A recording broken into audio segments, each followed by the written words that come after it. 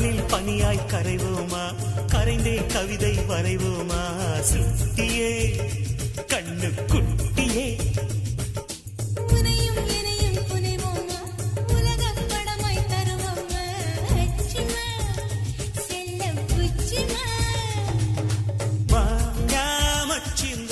மச்சம் பக்க வந்தாரா